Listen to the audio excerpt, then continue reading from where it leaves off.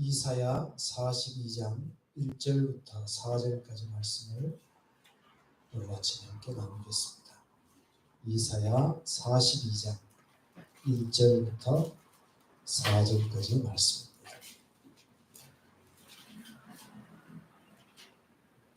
이사야 42장 1절부터 4절까지.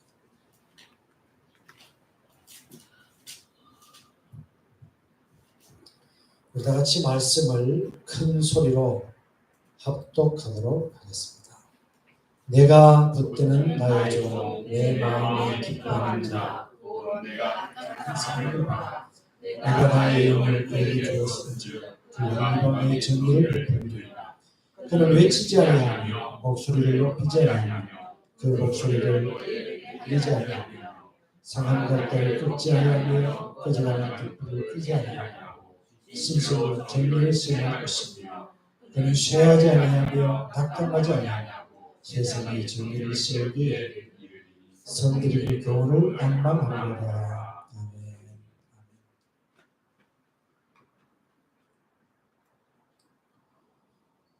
이사야서를 보면 이사야서에서 신학자들이 흔히 얘기하는 여호와 종의 노래라고 하는 것이 4번이 등장을 합니다. 4번. 그 중에 이제 오늘 42장 1절부터 4절까지는 첫 번째 노래, 여호와 종의 노래 중에 첫 번째라고 얘기할 수가 있습니다.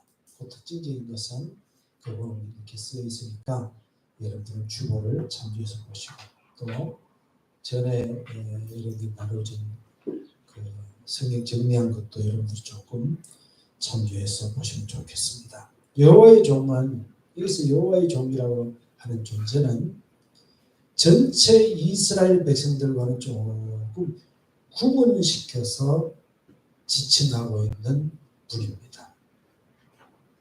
그래서 구약의 사람들도 이분은 메시아다. 그러니까 여호와 종의 노래에 등장하는 그 주인공은 메시아다 이렇게 봤고요. 신약의 신학자들도 역시 동일하게 그분은 메시아, 곧 예수 그리스도다 이렇게 이제 생각을 하고 있는 분입니다. 우리도 그렇게 믿고 있습니다. 특히 그분은 여기서 얘기하는 여호와 종이라고 하는 분은 이제 마지막 노래인 4번째 노래인 이사야 52장 13절부터 53장 이 내용을 보면 그가 친히 우리를 위해서 고난 받으실 메시아의 그 고통, 순환 그것을 통해서 우리의 모든 죄와 허물, 우리의 모든 질고, 우리의 모든 저주를 담당하셨다라고 하는 것을 보여주고 있는 귀중한 말씀들입니다. 그런데 그 중에 오늘 첫 번째 여호와 종의 노래에 대한 1절부터 4절까지 말씀만을 가지고 오늘 조금 이렇게 다른 나라로는 조금 다르게 조금 깊이 이렇게 많이 깊이는 아니고요. 조금만 깊이 이렇게 조금 살펴보려고 생각합니다. 우리가 먼저 1절을 다시 한번 다 같이 읽어보십시다. 시작.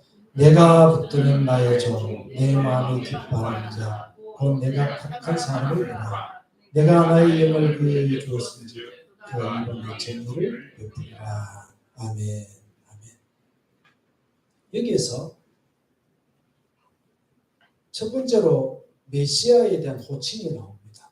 그 호칭이 뭐냐 그러면 내가 붙드는 나의 종이라고 하는 이름이 나옵니다. 여기서 나오는 종은 노예라고 하는 의미를 갖는 것이 아니고 여기서 얘기하는 종이라는 의미는 주인을 대신해서 어떤 일을 맡아서 대신하는 사람, 일을 대신하는 사람. 어떤 면으로 신약에 있어서 바울도 자신을 주님의 종이라고 자기 자신을 주님께 고백할 때는 우리가 주님께 고백할 때는 나는 주님의 노예입니다. 이렇게 고백하는 거예요. 근데 하나님께서 우리를 보시고 너는 나의 종이다 부르실 때는 하나님 우리를 대하시는 태도는 어떤 거냐 그러면 하나님은요 우리를 노예로 택하신 것이 아니고 여러 가지 명칭들이 있어요. 예수님은 우리를 보고 형제라고 부르기도 하시고요. 친구라고 부르기도 하셨어요. 종이라고 부르기도 하십니다. 하나님 우리를 아들이라고 부르기도 하셔요. 그럼 그 의미는 뭐냐? 하나님께서 우리를 종이라고 부르시는 것은 우리에게 어떤 일을 맡아서 하는 사람으로 부르신 거예요. 역시 여기서 얘기 나오는 내가 붙드는 나의 종, 이 부분은 예수님에 대한 이야기인데 다시 말하면 하나님을 대표해서 이 땅에서 어떤 일을 행하시는 그분에 대해서 지칭하고 있는 내용이다. 이렇게 얘기할 수 있어요. 구약에서도 마찬가지입니다. 구약에서도 아브라함이나 모세나 여호수아, 다윗 이런 사람들은 하나님께서 그의 종으로 부르셨는데 그 자신들은 주님께 노예처럼 왜냐하면 주님을 늘 감사합니다. 그 크신 하나님께서 우리를 불러주셨으면요 우리 주님께 감사할 수밖에 없어요. 그렇기 때문에 나는 주님의 이름은 어떤 것이 하겠습니다 라고 하는 너의 근성이 아니라 절대 복종의 그런 자세를 갖지만 하나님께서는 그들을 너희처럼 막 부려먹고 갖다 버리는 것이 아니라 그들을 하나님의 동역자로 삼으셨어요. 동역자.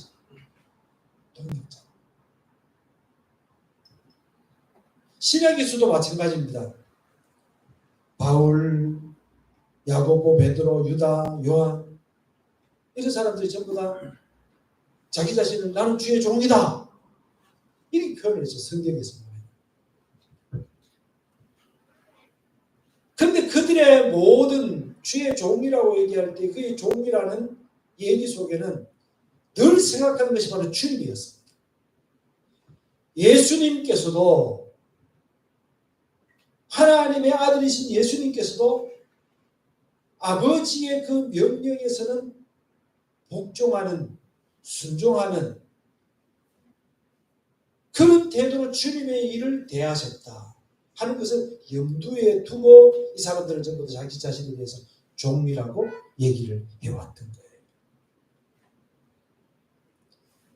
여기서 얘기하는 내가 붙드는 나의 종, 내 마음에 기뻐하는 자, 내가 택한 사람, 이 사람을 보아라. 그래서 여기서 종이라고 하는 것은 바로 메시아를 가리킨다. 바로 하나님의 일을 같이 행하는, 주님께서 맡기신 일을 같이 행하는, 주님의 일을 대신 행하는 그분을 가리킨다라고 하는 소리가 좀 생각하면 좋습니다. 그래서 제가 자주 말씀드리죠. 예수님에 대해서 얘기를 할 때에 예수님은 떨어져 놓고 얘기하면 안 돼요. 기독교 이단 중에 양태론이라고 하는 게 있어요. 양태론이라고 하는 것은 이단입니다. 어떤 거냐 그러면 옛날에 제가 어렸을 때 어떤 목사님이 배목사님도 아시는 분인데 성삼위 하나님에 대해서 성삼일체에 대해서 설명을 하면서 이렇게 그 양태론으로 설명했어요. 그때 나는 그게 맞는가 싶었는데 제가 이제 교회에서는 목사, 내 친구들 만나러 오면 친구, 집에 가면 아버지 이렇잖아요. 그래서 같은 사람이 목사로 친구로 아버지로 나타난다. 그러면 그게 삼위일체라는 거예요. 예를 들어서. 그게 아닙니다. 그게 잘못된 거예요. 그런데 양태론이라고 하는 그거는 기독교 이단 중에 하나입니다. 그죠? 우리가 알아야 돼요. 이런 것도 생각하고 있는 거예요.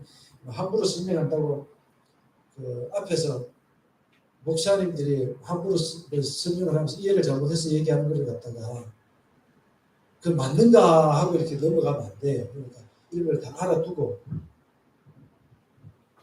충분히 설명을 못하더라도 좀 이렇게 잘못되게 가르치는데 이건 좀 이상한데라고 하는 느낌 정도를 가질 수 있는 이름들이 돼요. 삼위일체 하나님께는 성부, 성자, 성령, 삼위격이 있다. 근데 그분은 한 분이시다 라고 하는 거예요. 삼위삼체도 아니에요. 어쨌든 여기서 얘기하는 나의 종, 내가 붙드는 나의 종, 바로 예수님이 가르치는데 나의 종이라고 부르실 때 그분이 이 땅에서 하나님의 뜻을 이루시고 계신데 우리가 늘 생각해야 될 것은 그분 한 분만 생각해야 되는 것이 아니라 그분이 하신 일은 성부 아버지, 성령, 성령님도 동일하게 역사하고 계시다. 그 뜻을 이루고 계시고 역동적으로 성령의 역할에 함께하고 계시다라고 하는 것을 여러분들이 생각하면서 이 말씀들을 드려야 된다는 말씀입니다. 그러면 메시아의 성품은 어떤 거냐? 2절 다 같이 읽어보십시다. 시작. 그는 외치지 아니하며 목소리를 높이지 아니하며 그 소리를 거리에 들리게 하지 아니하며 2절에서 얘기하는 그 성품에 대한 얘기를 합니다. 그는 외치지 않고 목소리를 높이지 않고 그 소리로 거리에 들리게 하지 않는다. 그래서 우리가 예수님께 한번 적용을 해서 생각해 보십시다. 예수님께서는 자기 자신을 막 드러내기 위해서 하지 않으셨어요. 예수님의 동생들이 육신의 동생들이 여기서 또 육신의 동생들을 여기 이제 또 조금 천주교에서 가르치는 잘못된 일을 한 걸 얘기를 하고 넘어가야 됩니다. 천주교에서는 교황들이 이상교를 자꾸 만들어내서 그런 교리 중에 하나가 있어요. 교리 중에 하나 그런 게 있어요. 동정녀 마리아는 이후에 아기를 낳지 않았다. 평생 동정녀로 살았다.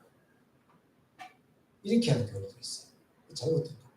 성경 보면 분명히 예수님의 동생, 우리가 성경을 보다 보면 유다서 있죠? 유다서 아세요? 성경에 나온 유다서. 유다서가 바로 예수님의 동생이 있을 거예요. 예수님 동생이 있을 겁니다.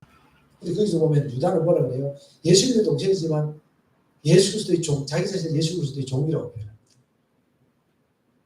자,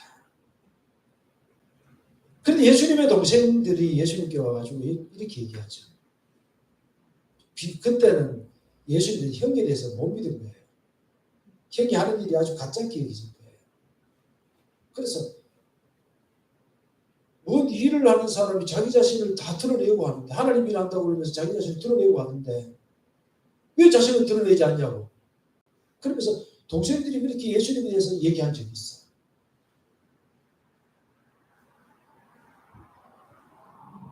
그 정도로 예수님은 자기 자신을 드러내지 않았던 거예요. 불체력을 앓는 많은 사람들이 예수님께 왔을 때에 예수님은 길거리에 가서도 고쳐주시기도 하시고 나오는 사람을 고쳐주시기도 하셨어요. 그렇지만 때로는 사람들에게 보리떡 5개 물고기 2마리로 사람들을 먹이시고 그래서 많은 사람들이 그때 당시에 먹고 사는 문제로 어려움을 당하고 삶의 문제로 어려움을 당하는 사람들이 예수님을 붙잡아서 억지로 왕을 세우게 됐을 때 예수님은 조용히 무리를 떠나서 기도하러 가시고 무리가 자신을 억지로 잡아서 왕으로 삼으려고 했을 때 자꾸만 그들의 앞에 서려고 하지 않았던 분이 바로 예수님이셨습니다. 이걸 생각하면 참 현대에 있어서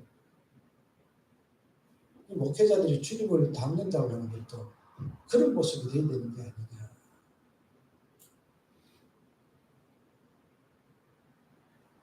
이런 얘기하면 누가 뭐라 그러겠지만 누군가는 해야 되지만 내가 잘났으니까 교단에 총회장 시켜달라고 하고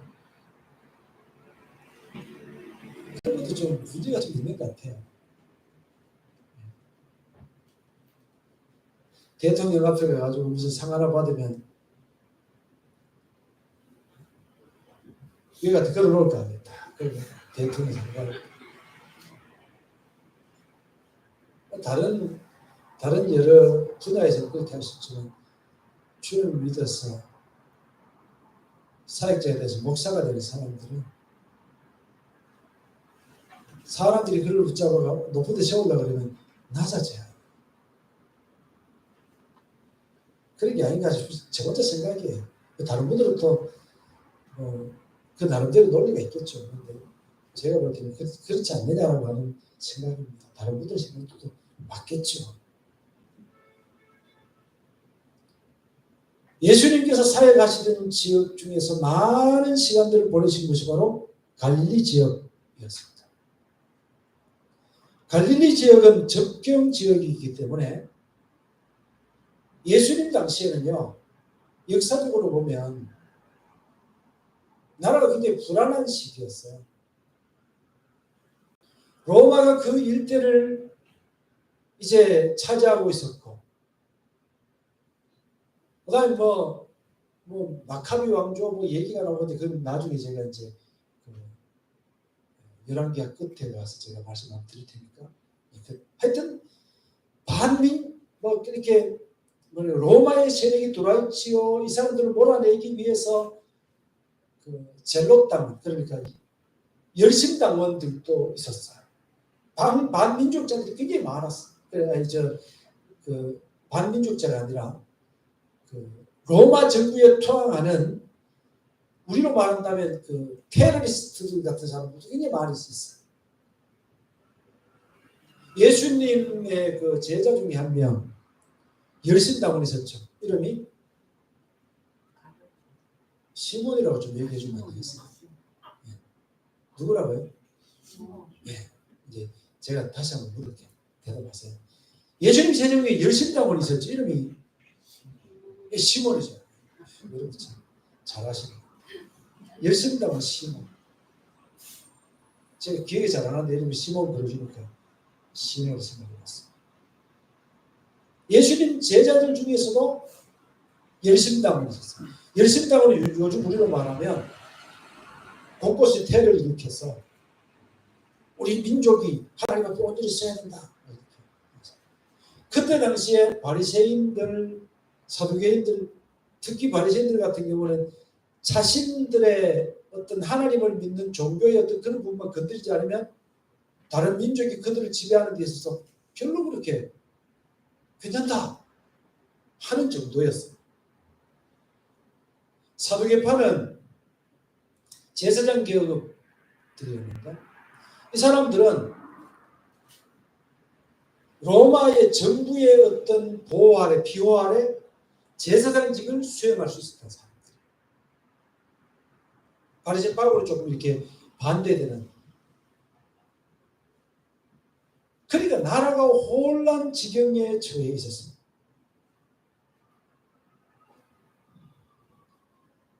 우리가 예수님이 보면 가끔씩 바리새인들에 대해서 이렇게 바리새인들의 누룩을 조심해라, 교훈을 조심해라 하고 말씀하실 때가 있었어요.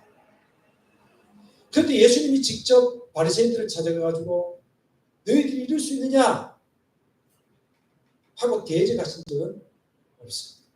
예수님께 나와서 이 바리새인들이 왔을 때 그 사람들의 논리에 대해서 하나님의 뜻은 이거다라고 제대로 된 것을 가르쳐 주긴 했지만 그들 일부러 대적해서 소란을 피운 적은 한 번도 없었습니다. 단지 그들의 교훈을 조심해야 될 것에 대해서 말씀하신 분이었습니다.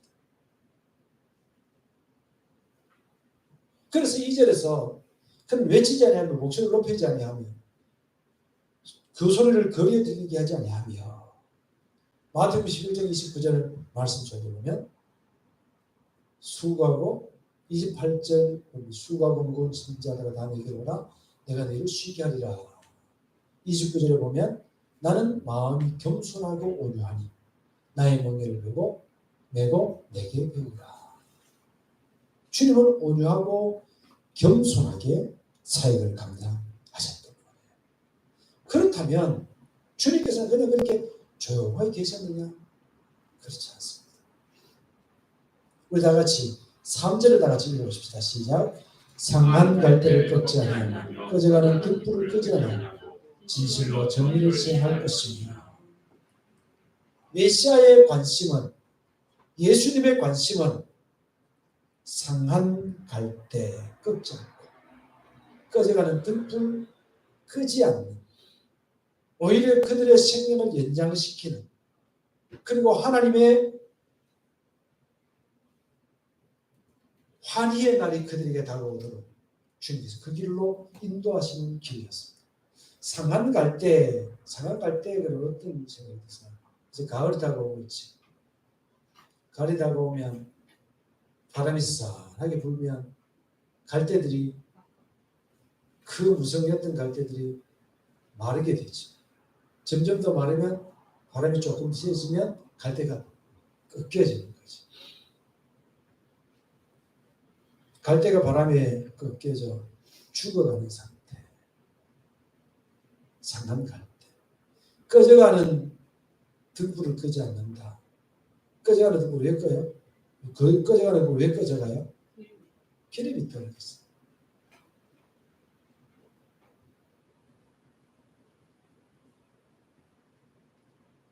제가 볼 때 여러분들 중에서 지난 한 주간 동안 제가 몸이 좀 많이 안 좋았어요. 그래서 비실비실 제가 상한 갈대가 돼요. 꺼져가는 등불 같아가지고 어제는 하루 종일 딸꾹질이 나네요. 오늘 아침까지도 딸꾹. 누가 뭐 옆에서 뭐 어떻게 얘기하면 딸꾹. 대답 대신에 뭐 대답할 타이밍이 어찌 딸꾹질하고 딱 맞는지, 누가 뭘 말만 하면 딸꾹, 또 무슨 말만 하면 딸꾹. 야, 어제 그렇더라.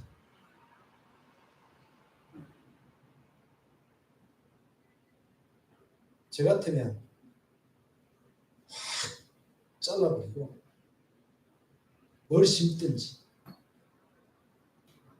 내버려버리고 전등을 갖다 교체하든지 이렇게 하든지, 주님은 상한 갈대를 꺾지 아니하시고 꺼져가는 등불을 끄지 아니하신다. 이렇게 말씀하십니다. 요한복음 8장에 보면 서기관과 바리새인들이 가늠하다 현장에 잡힌 여인을 데리고 오지요. 그래서 예수님께 얘기합니다. 주님, 이 여자가 현장에서 가늠하다 잡혀왔습니다. 율법의 모세율법의 이 사람을 투석형에 처하라 그러는데 칠까요 말까요? 꺼져가는 등불이죠. 주님 말씀하시기를 너희 중에 죄 없는 자가 먼저 돌로 치느냐. 주님께서 그 여인에게 면죄부를 주신 건 아니에요. 죄 없다고 말씀한 것도 아니에요.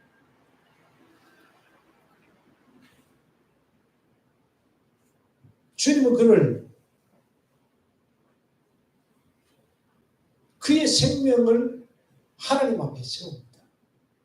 지금은 그가 정죄를 받아 마땅하지만 그 상태로 주님이 정죄해버리면 죽을 거예요. 근데 그가 주님 말씀하시기를 나도 너를 정죄하지 않는다 그래서 가라고 했습니다. 주님은 그에게 생명 주시러 온 분이에요. 주님을 믿어서 과거에 가늠했던 것을 회개하고 새로 살아나게 하시는 분이 주님이세요. 그래서 주님은 그 자리에서 그 여인을 정죄하지 않습니다. 주님을 믿음으로 그 여인에게 살 길을 주신 거예요. 꺼져가는 등불을 꺼버리지 않는 주님이십니다.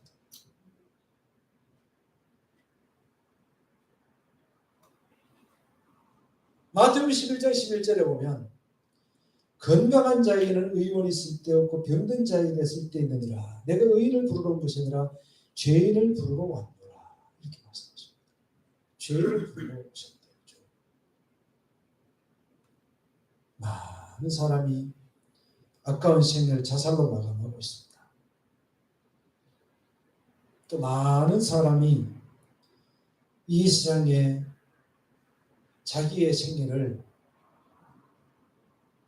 죽음으로 몰아넣고 있습니다. 권력을 얻으려고 하고 명예를 지키려고 하고 자신의 삶의 의로움을 드러내려고 자살을 선택하기도 합니다.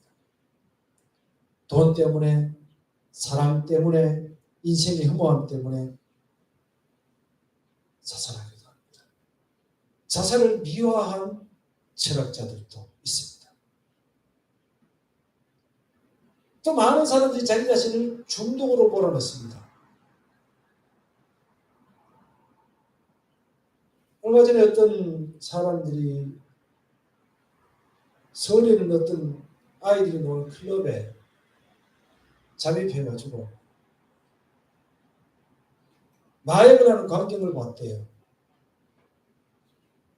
애들이 멀쩡하게 놀다가 화장실에 들어갔다 나오면 고마마 헤로메로 해가지고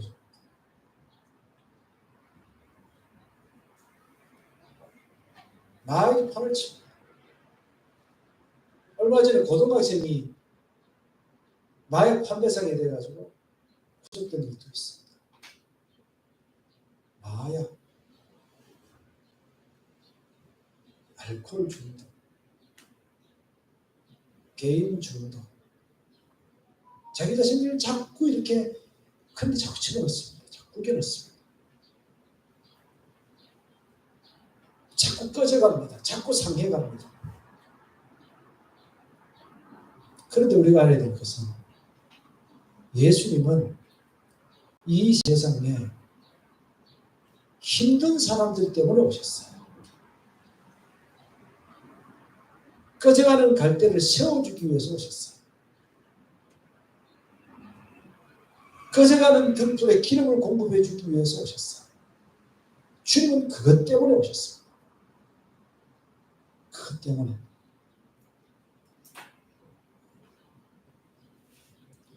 죄 많은 인생을 정죄하기 위해서 오신 분이 아니라는 거예요. 살려주기 위해서 오신 거예요. 그 생명을 연장시켰어. 가늠하다 현장에 잡혔지만 이 여인이 율법에 의한 돌에 맞아 죽어야 되지만 예수 그리스도를 믿음으로 천국 백성이 되는 이 일을 위해서 주님이 오셨어요. 우리에게 절망스러운 사람이라고 하는 것은 없습니다.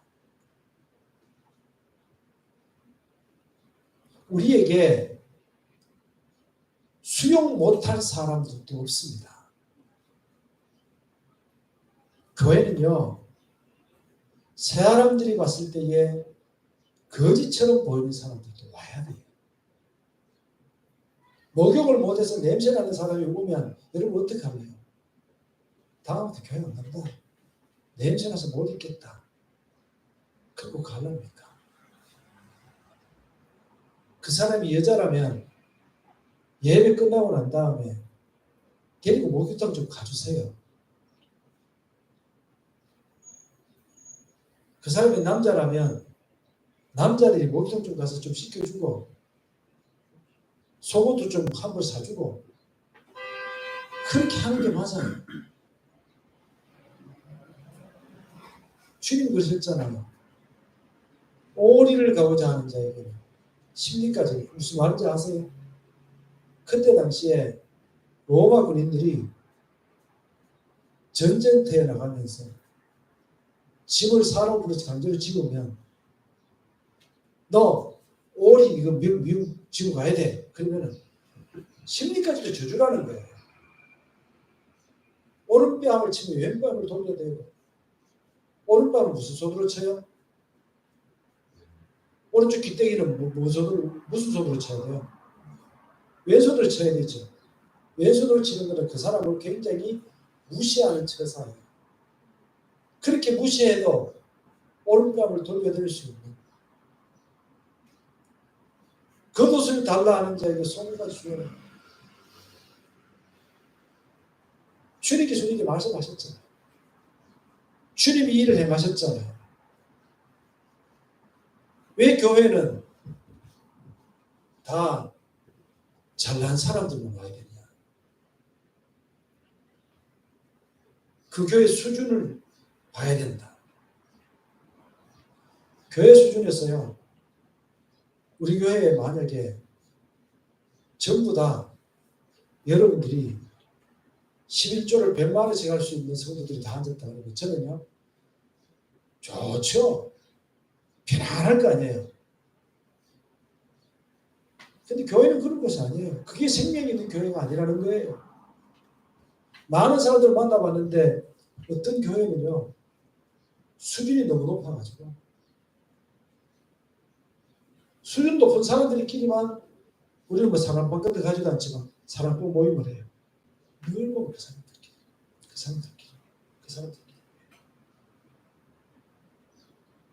그게 무슨 교회예요? 그게 무슨 교회예요?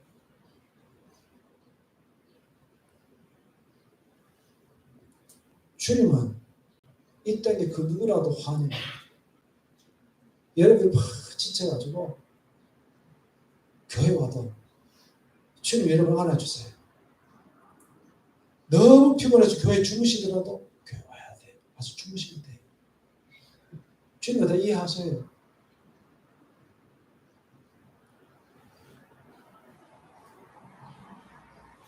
희생의 죄를 많이 짓고 나는 도저히 오늘 교회 부끄러워서 못 가. 그럴 때 오셔요. 오셔서 예배드리면 사람을 기도해야 돼. 내가 너무 스트레스 너무 많이 받아가지고 어떻게 할 수 없어. 주님 여러분 환영합니다.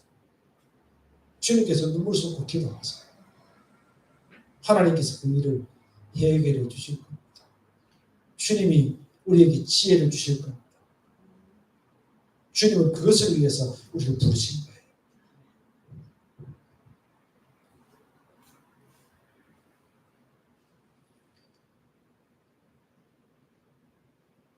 우리 4장 1절부터 좀 보면 4장 1절에 끝에 이런 얘기예요. 그가 이방에 정의를 베풀리라. 정의를 베풀리라. 주님이 정의를 베푸신다고 얘기하죠. 3절에 보면 끝에 보니까 진실로 정의를 시행할 것이며 4절에도 보니까 4절은 다 같이 읽어보십니다. 시작. 그는 취하지 아니하며 낙담하지 아니하며 세상의 정의를 세우기 이르리니 성들이 그 교훈을 악망하리라. 정의. 개혁하려면 공의. 정의. 정의와 공의.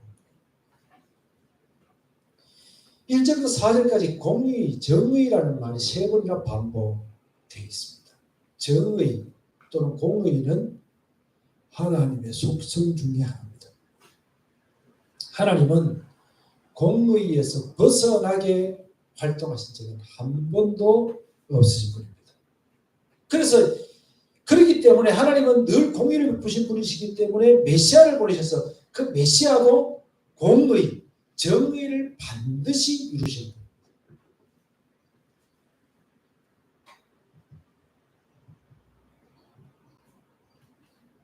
그런데 그 공의, 정의라고 하는 것이 1절에 보면 그가 이방에 정의를 베풀리라. 내가 이방에 공의를 베풀리라 이런 뜻이에요. 이방에 공의를 베푼다? 이건 어떤 뜻입니까? 3절에 보면 진리로 공의를 베풀 것이며 진리로 정의를 베풀 것이며 이렇게. 자, 성경에서 많은 사람들이 진리에 관해서 얘기를 했습니다. 진리에 관해서. 예수님 당시에 바리새인들도 진리에 관해서 많이 연구를 했습니다. 그래서 그것을 실천적으로 만들어서 이것이 진리다. 이렇게 하는 것이 진리다. 그래가지고 막 뭐라고 표현했더라. 이 사람들은 율법을 얼마나 연구를 세세하게 해가지고 이것을 생활에 적용하도록 만들었는지. 예? 장로 유죄인데 그 장로들 유죄 표현을 하기를 머리카락 하나에 낙타가 달릴 만큼의 그런 것들을 만들어 놨다는 거예요. 사람들이. 그렇게 사람들이 표현할 정도로 철저하게 말씀을 지키려고 했던 사람들. 그런데 그 진리가 아니었어요. 그런데 예수님은 스스로 자기 자신을 갖다 뭐라 그래요? 내가 곧 길이요 진리요 생명이요. 예수님이 진리라고 표현합니다. 예수님 자신을 진리라고 표현하십니다.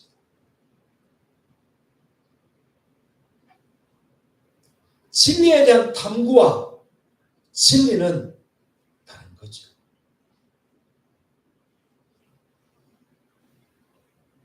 하나님이신 예수님만이 유일한 진리시기에 예수님의 가르침 또한 모든 것이 진리다라고 하는 소리가 알 수가 있지.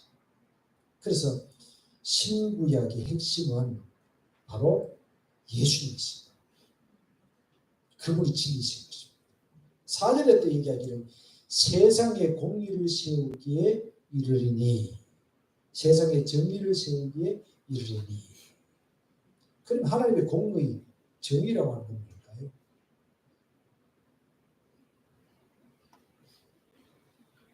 예를 들어서 우리나라에 대통령이 정의롭지 못하다 하고 얘기하는 사람들의 말의 의미가 뭐예요? 자기들이 봤을 때 옳은 건 옳다, 그런 건 그러다 얘기해야 되는데 그런 건 옳다 그러고 옳은 걸 그러다고 얘기하는 것이 틀렸다는 얘기죠. 전부 다 자기 관점을 가지고 보는 거죠.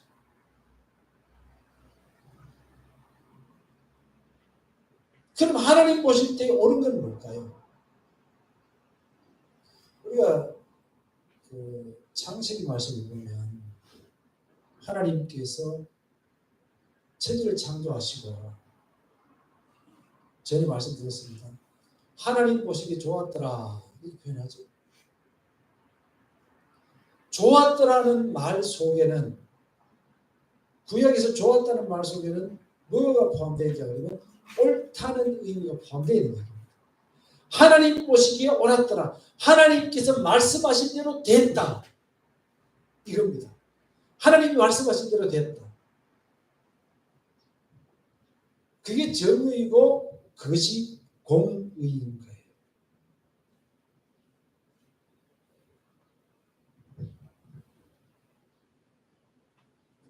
레위기 17장 11절에 보면 육체의 생명은 피에 있으니라. 내가 이 피를 너희에게 주어 단에 뿌려 너희의 생명을 위하여 속하게 하였나니 생명이 피에 있으므로 피가 죄를 속하느니라. 따라합시다. 피가 죄를 속하느니라. 네. 피가 죄를 용서한다는 것입니다. 이 말씀을 받아서 히브리서 9장 22절에 보면 율법을 좇아 거의 모든 물건이 피로서 정결케 되나니 피 흘림이 없은즉 사함이 없느니라. 따라합시다. 피 흘림이 없은즉 사함이 없느니라. 루터는 이 얘기를 했어. 루터는 얘기하기를 성경을 콱 짜보면 피가 뚝뚝뚝 떨어질 것이다. 구약 성경을 탁 짜보면 짐승의 피가 떨어질 것이다. 신약 성경을 짜보면 예수님의 피가 떨어질 것이다.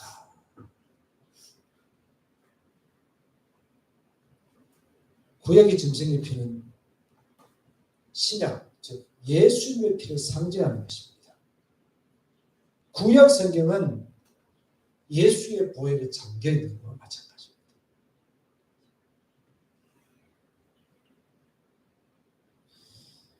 여호와 종의 노래에서 정의를 베푼다. 하나님의 공의를 베푼다. 그것은 바로 예수 그리스도의 피로 말미암아, 예수님의 피로 말미암아, 예수님의 십자가로 말미암아 세상의 모든 민족을 구원의 길에 들어오게 해주시는 하나님의 계획을 얘기해 주고 있는 겁니다. 하나님이 공의대로 하시면 어떻게 해요? 우리 벌써 죽었어요. 그렇다고 제가 여기서 쌍말을 할 수는 없으니까. 뒤뭐 이렇게 얘기할 수 없으니까 얘기하는 건데, 지옥 갔을 때 사람들.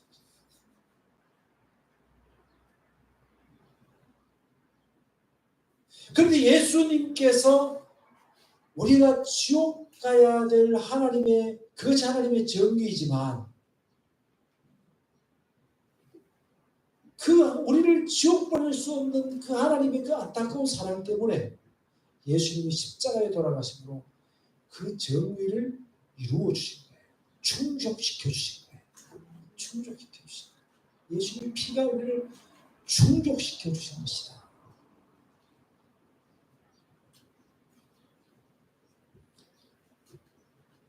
구약시대에도 자기 대신 동물을 희생시켜서 피 흘림으로 죄 용서를 받을 수 있었고, 예수님도 피 흘림이 없이는 죄 용서가 일어날 수 없음을 아셨습니다. 그래서 예수님은 십자가의 고통을 알고 계셨음에도 불구하고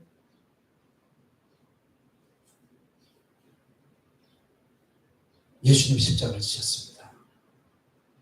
예수님이 십자가를 지실 때에 한번 생각해 보세요.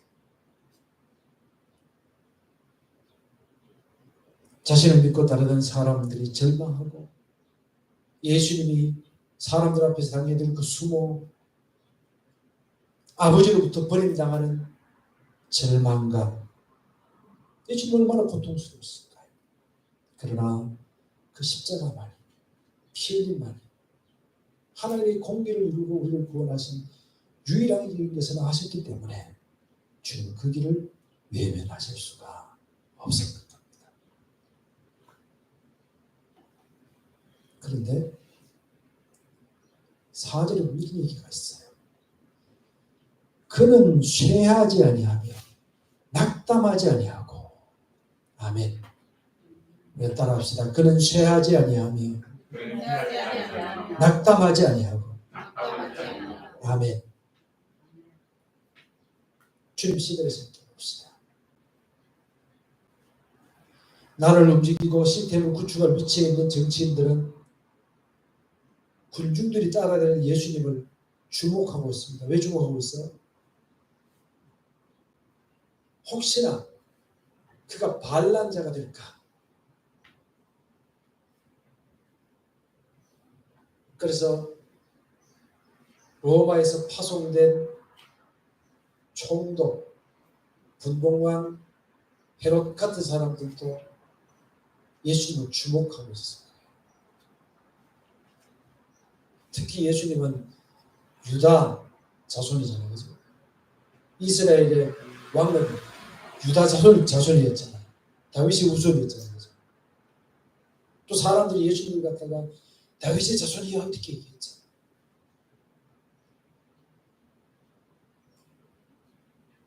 종교인들, 바리새인들, 사두개인들, 그토록 하나님의 뜻을 찾으려 노력하는 종교인들은 자신의 잣대를 가지고 예수님께 대봅니다. 옳은가 그런가.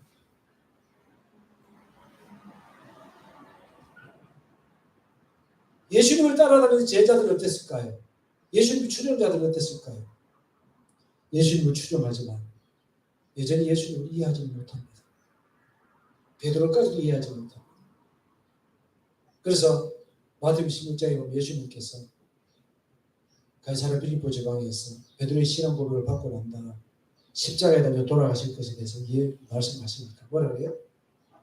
주여 그럴 수 없나이다. 거기서 간했다 그럽니다. 간은 뭔지 아세요? 간한다는 말은 책망하다는 뜻이에요. 어디 예수님 그런 얘기 하십니까? 이런 식입니다. 참 불경하게 이런 식이에요. 예수님에 대해서 간했다는 말은, 예수님 그러면 이게 아니고 간했다는 말은 꾸짖었다는 뜻이에요. 예수님 말씀하시면 사탄한 얘기를 물러가요. 예수님의 마음은 한번 생각해 보세요. 정치적으로 시스템을 구축하고 나를 이끌어가야 될 사람들이 예수님에 대해서 반역자가 아닌가 하고 쳐다보고 있고, 종교인들 그들이 그토록 찾던 예수님이 그렇게 찾던 예수님이 오셨는데도 못 알아봐. 그를 따라다니는 사람들도 엉뚱한 생각을 하고 있어. 예수님의 마음이 낙담하고 쇠해질 수 있습니다. 그런데 성경은 보기를 성경에서 뭐라 그럽니까? 그는 쇠하지 아니하며 낙담하지 아니하고 하나님의 정의를 세우기 이른다. 그렇게 말씀하고 계십니다. 예수님의 세상에서 이 세상의 짧은 생애는 그리 성공적이지 않게 보입니다. 외부 힘의 작용으로 점점 더 쇠약한 것처럼 보입니다. 예수님의 최후 십자가를 한번 생각해 봅시다. 마지막 십자가상에서 예수님이 돌아가시는 모습은 충격입니다. 엘리 엘리 라마 사박다니 무슨 뜻입니까? 무슨 뜻입니까? 나의 하나님 나의 하나님 그다음에 뭐예요? 어찌하여 나를 버리셨나? 절망입니다. 그리고 큰 소리를 지르고 운명하셨습니다. 뭐로 소리를 지르는지 모르겠어요. 가슴 큰 소리를 지르고 운명하셨어요.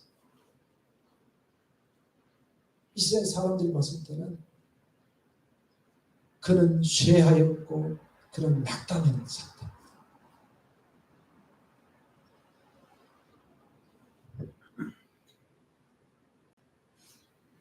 마가복음 15장 38절에 보면 그때 땅에 지진이 일어나고 성소의 휘장이 위로부터 아래로 찢어지고 38절, 39절에 보면 예수를 향하여 섰던 백부장이 그들이 그렇게 운명하심을 보고 가로되 이 사람은 진실로 하나님의 아들이었도다 하니라. 사람들의 눈에 보기에는 예수님은 쇠하였고 예수님은 낙담하였고 예수님은 망한 것처럼 보였지만 그 순간 땅에는 지진이 일어나고 휘장은 위로 땅으로 찢어지고 백부장은 고백하기를 그는 실로 하나님의 아들이었도다 고백하는 그 고백이 거기서 일어납니다. 휘장이 위에서 아래로 찢어졌다는 것은 휘장이라고 하는 것은 어떤 거냐? 성소와 지성소를 구별하는 지성소의 휘장입니다. 찢어졌어요. 히브리서 말씀 속에 보면 그로 말미암아 예수님께서 육체로 이루는 그 사건으로 말미암아 우리가 담대히 하나님께 나아갔어. 이전에는 제사장을 통해 하나님께 나아갈 수 있었지만 이제는 우리가 담대히 그 보좌 앞에 나가서 간구할 수 있고 기도할 수 있다고. 그 길을 주님 우리에게 열어놓으셔야 됩니다. 주님의 낙담한 것처럼 보이는 주님이 쇠했던 것처럼 보이는 말도 잘 안 되는 예수님의 그 죽음의 운명 이것은요 우리에게 살 길을 열어놓으십니다. 살 길을 열어놓으십니다. 금방 얘기했듯이 조금 전에 41절에 그가 이방의 정의를 베풀지만 이방인이었던 백부장이 예수님이 돌아가시고 난 다음에 제자들이 그 옆에서 그는 실로 하나님 아들이시옵소서 이래야 되는데 이방인이었던 백부장이 그는 실로 하나님의 아들이시옵소서 이방이 공의를 베푸는 일이 이렇게 확 길려버립니다. 갈라디아 3장 13절에 보면 그리스도께서 우리를 위하여 저주를 받은 바 되사 율법의 저주에서 우리를 속량하셨으니 기록된 바 나무에 달린 자마다 저주를 있는 자라 하였습니다.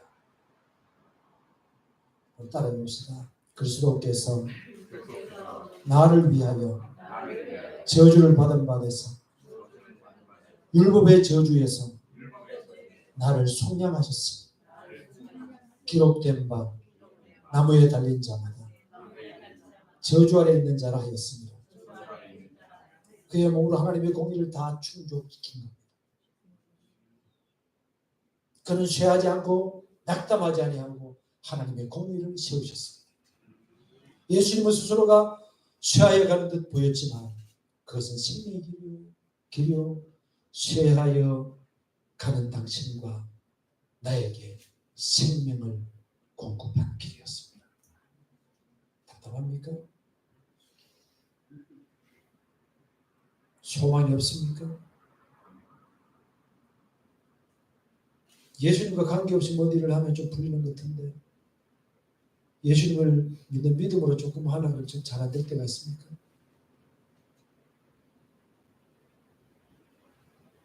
때로는 주님의 열심을 조금 내려고 하는데 외로도 공격을 당할 수도 있지. 인간관계, 물질, 직장, 가족관계 실식할 듯한 답답함 때문에 나에게는 산소가 필요해 라고 생각이 들 때가 있습니다. 주님께 산소 공급을 요청하시기 바랍니다. 주님의 육신을 통해서 다 이루어졌어요. 여러분들이 힘들어하는 그 자리, 여러분들이 고통스러워하는 그 자리,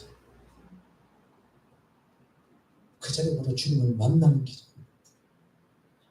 여호와 종께서 메시아께서 우리를 건지신 자리라는 것을 기억하시기 바랍니다.